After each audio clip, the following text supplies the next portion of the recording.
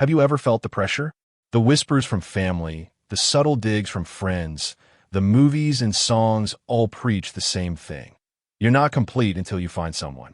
From childhood, we're trained to think this way. Share with your brother. Why can't you kids just get along? Every message points outward, toward relationships with others. And slowly, without even realizing it, many of us start believing the most destructive lie of all. I just need to find someone to complete me. But here's the truth. If you believe that lie, you don't walk into a relationship whole. You walk in half empty, and you turn love into a burden instead of a blessing. So today, let's talk. I want to show you why singleness is not a curse, but a hidden superpower. And if you stay with me, by the end of this, you'll see that the best gift you can ever give a future partner is a complete, whole you. Chapter 1. The Invisible Training. Think back to your childhood. How often did someone actually sit you down and say, love yourself, appreciate who you are, value your own heart? Probably never, right? We were taught how to share our toys, how to please people, how to fit in. But no one ever taught us how to live with ourselves, how to like our own company, or how to find worth without someone else's approval. That's why so many relationships fall apart. Because the most important relationship isn't the one you have with others. It's the one you have with yourself. If you don't know who you are, don't value who you are, and you don't even like being with yourself, then how can you truly love or value someone else? Chapter 2. The Singleness Superpower. Let me say this loud and clear. Singleness is not a curse. It is not waiting time. It's not a punishment. Singleness is a superpower. It's the season where you discover yourself, your gifts, your flaws, your purpose. It's the season where you learn to love yourself so fully that even if no one claps for you, you still stand tall. But society hates this truth. Instead, they'll pressure you. You're 35 and unmarried? Something must be wrong with you. They'll label you as strange or awkward. But don't buy the lie. Marriage is not a requirement for purpose.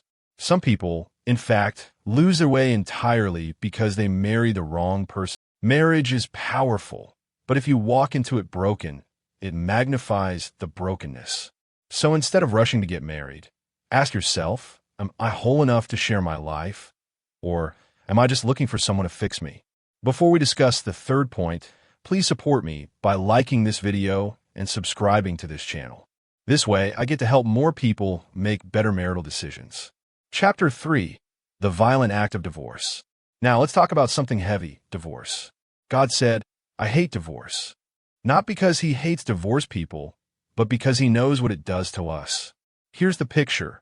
When you connect with someone mentally, emotionally, physically, you create invisible bonds. With every late-night conversation, every dream you share, every moment of intimacy, those threads get tighter. And divorce doesn't just untie those threads, it rips them apart. That's why a broken heart feels like tearing. That's why some wounds last years. And if children are in the picture, those wounds are twice as deep. This is why singleness is so vital. If you don't use this season to grow whole, you risk entering marriage out of desperation, and desperation often leads to disaster. Chapter 4. The Omelet Analogy. Let me give you a simple picture. Marriage is like an omelet. If you put in good eggs, you get something nourishing. But if even one egg is rotten, it spoils the whole thing. And no matter how much you pray over it, if the ingredients are bad, the omelet stinks. That's why you can't walk into marriage thinking, I'll change them. You can't. Once the eggs are scrambled together, you can't separate them back into who they once were. So let me ask you this honestly. Would you marry you? If you had to live with your hidden habits, your secret struggles, your unhealed wounds for the next 90 years, would you say yes? Many people chase marriage because they don't like being alone with themselves. But if you can't enjoy your own company, why expect someone else to? Chapter 5. Unmarried versus single. Here's the distinction most people miss. Being unmarried and being single are not the same thing. Unmarried is just a status. You don't have a spouse. But singleness is about wholeness. It means you're not desperate for constant validation, have embraced your God-given design, and you don't need someone else to make you whole. This destroys the myth of the better half. If you go into marriage as a half, and your partner is also a half, you spend years draining each other just to feel whole. But when two whole people come together, that's powerful. Your cup is full, So is your partner's cup, and whatever you guys share is an overflow. That's not dependency. That's abundance. Conclusion. Singleness is not a waiting room. It is the foundation of every relationship you will ever have. Even in the beginning, God started with one complete Adam before bringing Eve into the picture. So stop spending your singleness searching for someone. Use it to become someone. Build your mind, your spirit, your purpose. Heal what's broken. Grow into the person God designed you to be. Because the truth is this: the quality of your single life will determine the quality of your married life. So don't ask, am I tired of being unmarried?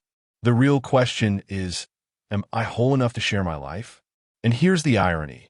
When you finally don't need marriage to feel complete, that's when you're truly ready for it.